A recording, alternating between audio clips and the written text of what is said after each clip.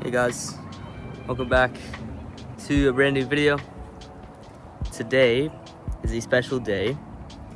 Today marks the 1-year marker since I acquired Mako, my 1998 Nissan Sil-Eighty. So, as you guys may know, I'm 17 and this is my first car. So, usually not practical first car, but I've learned to deal with it, to fix things, basically just make ways with the car and live with it, because owning something like this just becomes a part of daily life and you just got to figure it out. So that's exactly what I did over the past 365 days since I've had this car. April 13th marking that day, and here we are again. So all I wanted to go over today is a couple things that I learned, do's and don'ts, and what the future of this car and potentially this channel is going to be. So stick around and let's get to it. So starting off, of course, let's just break down what the car is. This is a Sil-Eighty. So as you can see, the front end of the car does not have pop-ups. And if you want an example, so conveniently placed is this 180SX here. So this is what my car is supposed to look like. Pop-ups in the front, hatch in the back. As you can see, I still have the hatch in the back, but I don't have pop-ups in the front. So that's why it is called a Sil-Eighty. A normal Silvia would only have a trunk in the back, not a hatch. I'll put a picture on the screen here so you can see from the side view. It is a trunk or a coupe, or a coupe, however you would pronounce that. And then of course on the 180SX you have a hatch, so the glass extends longer, and then of course it's an entire hatch system, so it has more space and it's a bit more luxurious than a coupe would be. So that's basically what a Sil-Eighty is. 180SX chassis, or body I should say, with a S13 coupe front end on it. It is on some Advan ABS 7s. These are the wheels that came with the car, and so far they haven't given me any issues. However, the tires did recently have an issue this weekend. Literally the day before my 1 year with the car, the driver's side tire popped on the highway and it just got absolutely shredded.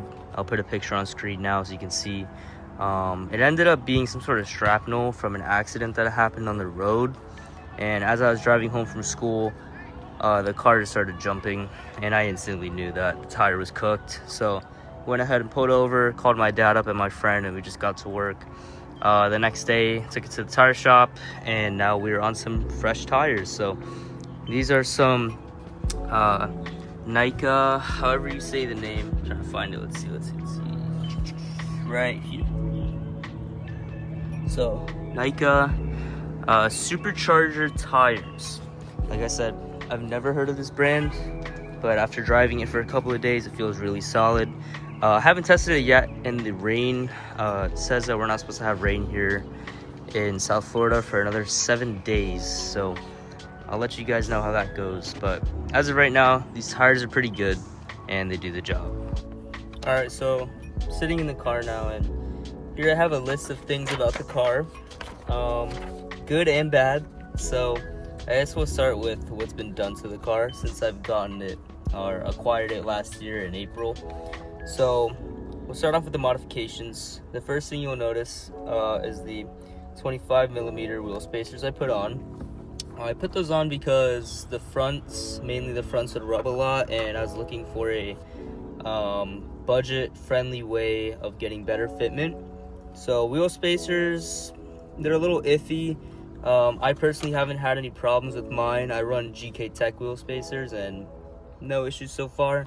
Obviously a little bit of surface rust, but that's because I'm using open-ended lug nuts. So I'm gonna go ahead and get a new set of spacers soon, maybe 30mm, and get that flush fitment. The next thing I have is the OEM PS13 front grille. So that's from the Coupe 180SX counterpart. So that front grille Really adds a nice touch. I'll show you a picture of what it looked like before. Something like this.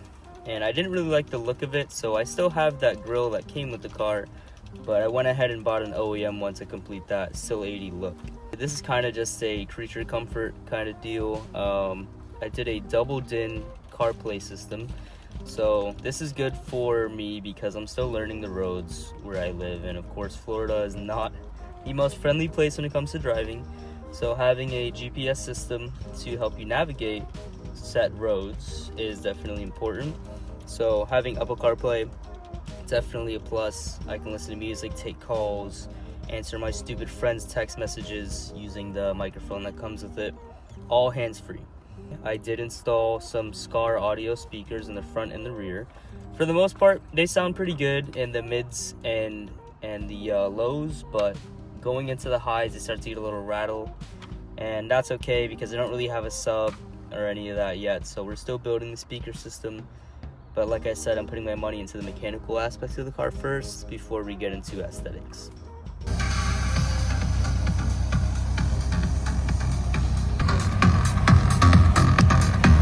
Another thing that I've added to the car, which is both aesthetic and important from a mechanical perspective, is the headlights. So shout out to our sponsor Bosla. They sent us LED low beams and LED high beams. I'll go ahead and show you guys what it looks like at night. Alright, so this is the low beam setting. Still pretty bright. Like I said, low beam, so it's going to be the far left projector.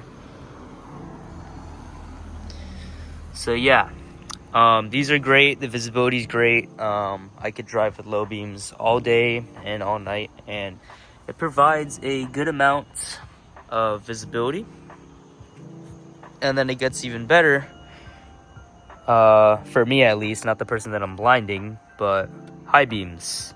So as you can see, if you focus on the reflection of the NSX, you'll see the lumens on the low beam is a bit lower, and then on the high beam, it really kicks it up. Not to mention the color does change on the low beams. So this is the brown, or the kind of like tannish color. And then there's a full yellow, which is what you see now. And this is cool because it gives it that JDM kind of aesthetic, that kind of highway runner looking car. So pretty cool. Gives it a kind of an ode to those older halogens. So this is really for the rain, is when you run the yellows, but I run them because it looks cool. And then the final feature of these high beams are the flashing yellows. So kind of for emergency purposes is what you use these for. I don't use these too often because it does blind people, but if I had to use it, that's what I can do. And they work great for having just some DRLs, or if you want to have that excellent vision at night, especially in a car this low. It is crucial to be able to see. One more funny feature that I discovered on my own, I'm not sure if anyone else has online, but if you play with the relay, if you just click the thing back slowly, you'll see one will turn off, like so, and then the other one will turn off, and you slowly release one, so it blinks on its own, you release the other one.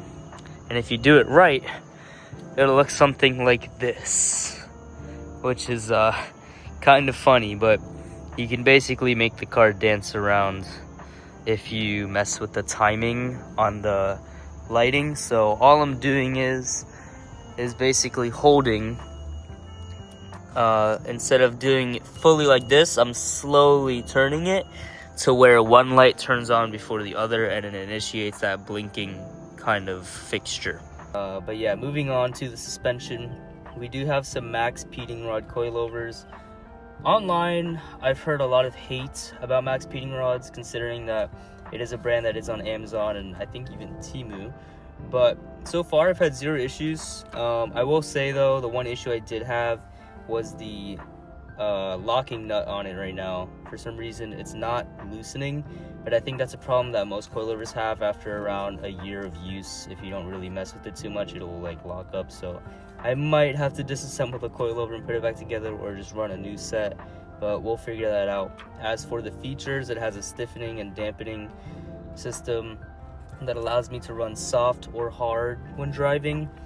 And then that's pretty much it for suspension. So I haven't touched any of that yet. I do want to get a sway bar soon, so I can really just tune into that problem that my car has with regards to understeer. But yeah, I just want to get that pinpoint steering right before we start adding more horsepower and braking power. As for the alignment on the car, we have 2 degrees of front camber, 3.5 degrees of rear camber, 0.14 front toe in, and then a 0.26 rear toe in. On the topic of grip, like I said, I have the Nika supercharged tires. These are all season tires, but they are pretty sporty from what I feel. It's pretty hard to get sideways with that open differential. Valve cover, we went ahead and resealed that earlier, later than last year we did that. Valve cover was leaking a little bit, but that was how it came from overseas, so we went ahead and fixed that up. So that's resealed. I still have the full gasket kit for a SR20 DET in the garage still, so we're gonna go ahead and use that kit on our other SR20 DET, which I'll get to in a moment. To finish off with modifications, we have full UV tint all around. So if you'll notice, right now there's a 30% tint all around the car, minus the front, because front tint is legal in Florida, I'm pretty sure. So I have 30% tint all around, and then full UV tint. So when I get in the car, yes, it's still a microwave after school, but at least it's better. Okay, moving on to issues. Believe it or not, the almost 30-year-old car has a lot of issues. I knew this was gonna happen going into this car. You know, me and my wallet, we kind of just had a conversation. We're like, okay, you know, this is gonna cost a lot of money, and I'm gonna have to become a slave to a job. You gotta do what you gotta do if you want to do the things that you love. So you gotta make sacrifices, and you gotta just put your head down and get to work. But in the end, it's worth it. You know, all the compliments I get in the car, all the places I get to go with it. Of course, you guys, you know, the community that this car has brought me. Honestly, it's a blessing. So thank God for that. But like I said, car has issues. Comes standard with JDM cars, especially because a lot of Japanese owners don't really take the best care of the car, but that's because they're built to last. So let's get into it. Issue number 1, front tires rubbed when the steering is locked, and that's my fault, obviously, because the car is lowered.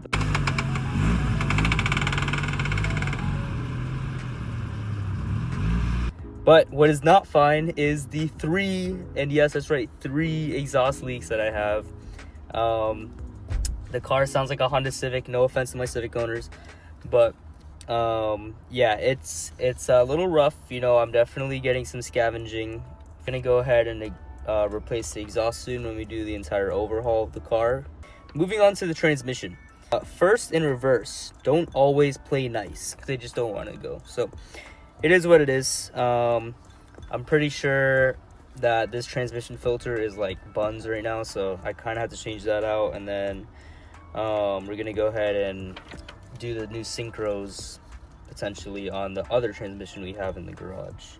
So yeah, first in reverse, don't always engage. I don't know if that's the clutch or the gears. We'll see about that. These are kind of like visible issues we're getting onto now, and kind of aesthetic at this point.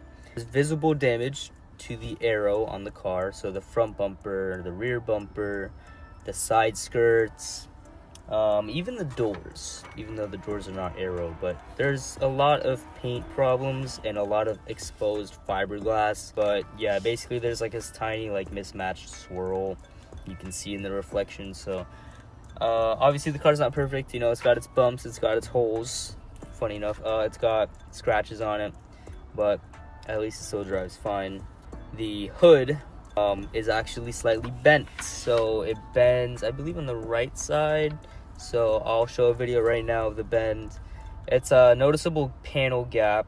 I can't really like fathom what would happen if my bushings gave out, but that is something I'm gonna have to fix in the future. I'm probably gonna wait until I get like legit control arms and whatnot, so I don't have to go drop like $200 on bushings, like a bushing set where I'm only gonna use like 5 out of like the 15 that they give me.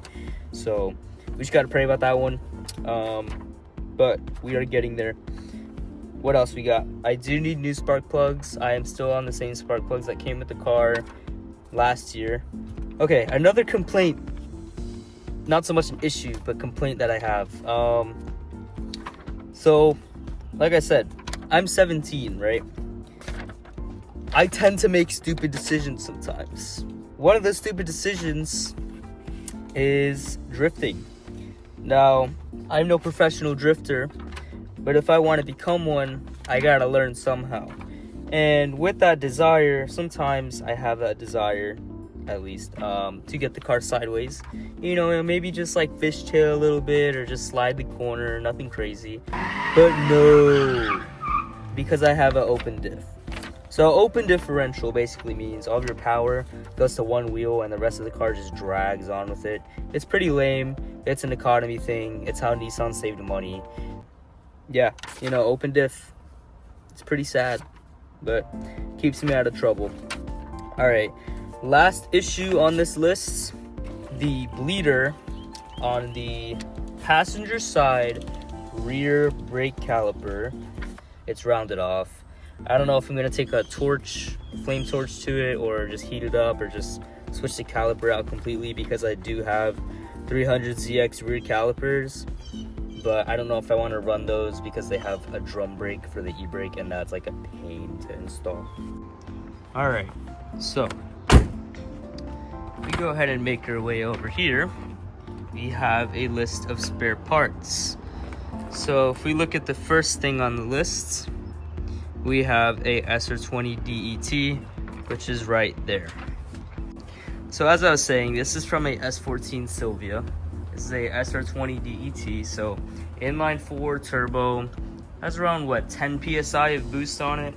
There's a little T28 ball bearing turbo right there. I believe it's a Garrett. And then of course you have all your pulleys and whatnot, all your belts. That alternator needs to be switched out. But yeah, this is the motor. It has around 220 crank horsepower. It might dyno a little bit more, but yeah, around that 200 horsepower range is what this contains. I would say this is better than the S13 SR20 DET because it came with more power and a better setup in general. So these intakes are really good. As for turbo and exhaust though, I do want to switch those out. And then go ahead and refresh all the pulleys, the water pump, the alternator. Make sure that I have all the good coolant lines and whatnot. So yeah, that's the motor. Over here, we have a intercooler. I'm not sure what brand this is. I just know it's a good intercooler though. So there you go. I think this is what, like 4-inch wide. Over here, we have some piping for it. So intercooler piping, the charge pipes and all that. Coolant piping and all that good stuff. So there's also a downpipe if you look closely, but we might run a custom one as well. So like I said, those parts came with the motor when we got it. And then back there, there's some motor mounts and stuff. There's some more parts back there. Over there's like a stock S14 fan shroud and all that good stuff. So there's that. Back here, there is a transmission right here. This is a stock SR20 transmission, same one I have in my car right now. So that's the one I think I'm gonna redo the synchros on before we throw it in there. And then there are some coilovers from Max Pro Shop. These are actually discontinued 17 years ago, so those are pretty rare. They're not used at all. However, they are for a 300ZX, so we're not sure if we're gonna use those or not. We're gonna figure out the compatibility of those, see if those work. But yeah, that's pretty much what we got for this section right here. So not sure where the radiator's at right now, but it is in this garage somewhere. There's a transmission, there's a wiring harness. That one's not gonna fit in the Sil-Eighty right now, so we have to get a custom one. What? What? What is this? Alright, bro. Yeah, this, I never made that. I don't know what you're talking about. No, that wasn't me. That definitely wasn't me. Anyways, here we have a Blitz Near Spec exhaust. These TEs are my dad's, not mine. But yeah, Blitz Near Spec. This is off a 800 horsepower Supra MK4. So we might have to cut these up but we'll keep the muffler and go ahead and put that on Sylvia. Over here, what else we got? Let's go ahead and open this up. So here we have this. I'm pretty sure this is fake, but it's like an HKS exhaust. Let's see, some more parts in there, a backup camera. In here's gaskets all in this box. And then under here is a special box. So let me go ahead and open that up. Alright guys, so I went ahead and opened this box up for you. First thing you'll notice is the Gretty oil pan. This is a pretty good oil pan, so add a little bit more oil into the engine, but this is really good. It has a functional baffle in it as well, so it keeps that oil right where you need it when taking those hard turns. In here we have some 300ZX calipers. So as you can see, this is the rear, nice freshly painted caliper. And then moving on to the front calipers, a big boy. Yeah, so there she is. Really good, can't wait to install these in the future. Below those you'll see are some rotors and stuff, and then some steel braided brake lines. Let's see, you got some dust shields and stuff. Probably won't run those. And then you see the rotor down there just slightly, but yeah, that's pretty much it for the 300ZX brakes. Okay, so obviously there's some more stuff on this list that I'm actually not gonna show you because it's a Monday and it's like 5:30, and I don't feel like ripping out the entire garage to go find these little parts that I'm talking about. So I'll just you know, go ahead and list off the rest that I have. We have some new belts for the SR20. We have some new wheel bearings. Of course, I have a OEM S14 ECU, and then the OEM harness along with a wiring specialties harness. Like I said though, I might have issues with those harnesses because the pigtail on the harness isn't meant for a 180SX chassis, so that's when we're gonna have to go get an entirely new harness potentially. But adding on to that is the aftermarket radiator and fan system. So I think it just came with the bracketing for the fans, but not the actual fans. But of course, I do have the radiator. Not sure where that is, but it's in the garage somewhere. What else? Motor mounts and stuff. They're used Megan motor mounts. I'm not sure if I want to run them. If I have to momentarily, I will. But most likely I'll go with some polyethylene bushings and some polyethylene motor mounts and a transmission bracket. What else do we have? Oh yeah, you know, that's pretty much it. That's all the parts in the garage that I have. So around June, July-ish is when we're gonna go ahead and start installing those parts. Hopefully by that time I will have new wheels. I say that because along with all the brake conversion stuff, I do have some 5-lug hubs that I do want to put on. So that was the last thing I wanted to show you guys, was the 5-lug hubs. But like I said, I don't feel like digging through all of that. So they are from ISR Performance. I think they're around $600.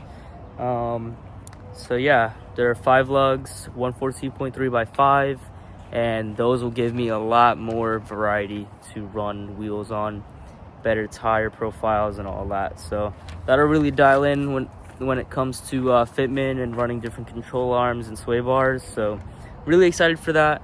But yeah guys, that's pretty much it for parts and the future of this car. Overall, I would say right now the car has a little bit of understeer. You know, with the new tires and coilovers is great and all, but without a sway bar and like proper suspension arms and whatnot, it's still going to be lacking that pinpoint steering. So right now I'm just kind of taking it easy with regards to the car, and not doing too much hard driving, just keeping it normal, keeping it a buck, you know, just driving like a grandma from school and whatnot. So yeah, that's the other thing, you know, school's coming to an end, senior year, so I have around 16 days, 16 full school days until your boy graduates. So just kind of take it all in, you know, going into these next couple of years. It's supposed to be a fun chapter of life. Of course, I want to get into drifting and motorsport and all that. So I am going to college for my master technician certification. So I think it's around 9 or more ASEs. and I can be Master Tech certified. So I want to do that and go ahead and learn everything I need to know so I can service a car and really build the stuff that I've always wanted to. Anyways, guys, just to summarize the main idea of the video here, essentially the most important thing I've learned owning this car and dailying it for literally like 365 days straight is that it requires patience, and there's a couple reasons why. I'm 17, I'm pretty much flat broke. I don't have as much play money as most of the people who own this car, so I have to be patient. Parts are kind of hard to come by, and I just got to be careful with what I do with the car and how I drive it and where I take it. So patience is key. Just waiting for that right time to go have some fun, or maybe that track day so I don't get a ticket for speeding. But yeah, patience is key with this car. Not only because I'm young and my insurance will get absolutely destroyed, but something that is important about this is making sure that you're enjoying the process, or at least I am. Enjoying the process of being broke. I know it sounds kind of stupid, but being broke, enjoying the process of building the car with tight money, but also making memories and having fun with it. Most people just look at their car and they're like, oh, this thing's like a piece of crap, or, it's not what I want it to be. But sometimes what you want it to be isn't always the best option. And if it is, that's great. But what you have to understand is there's a period in between the time that you get something and a time that you're finished with it. And what I don't want to happen is for me to enjoy the car when it's fully done, but then get sick of it because there's nothing else to do with it.